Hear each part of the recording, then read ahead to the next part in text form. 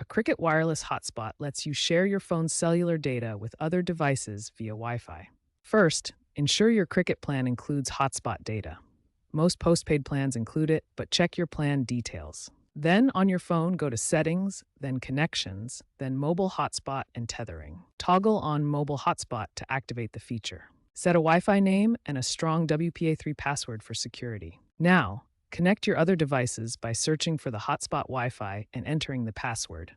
Finally, use the Cricket app to monitor your data usage and set limits.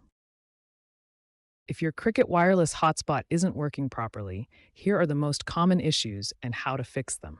The most common cause is APN misconfiguration. APN stands for Access Point Name and tells your phone how to connect to Cricket's network. Reset it to Cricket's default, which is NDO, by going to Settings, Network and Internet, Mobile Network, then Access Point Names. For slow hotspot speeds, first check your cellular signal strength. Make sure you're in an area with good coverage.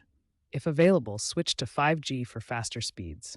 Also, ensure you don't have a VPN active, as it can slow down your connection. If your hotspot connection keeps dropping, try restarting your phone to refresh the connection. Check for firmware updates through Settings, System Update. For Android devices, you can also clear the cache in hotspot settings to resolve connectivity issues.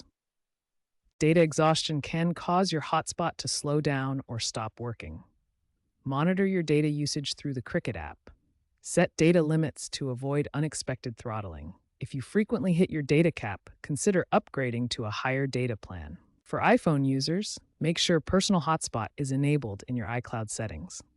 Check for iOS updates that might affect hotspot functionality.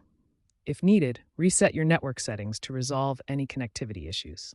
If these steps don't resolve your hotspot issues, contact Cricket support at 1-800-274-2538.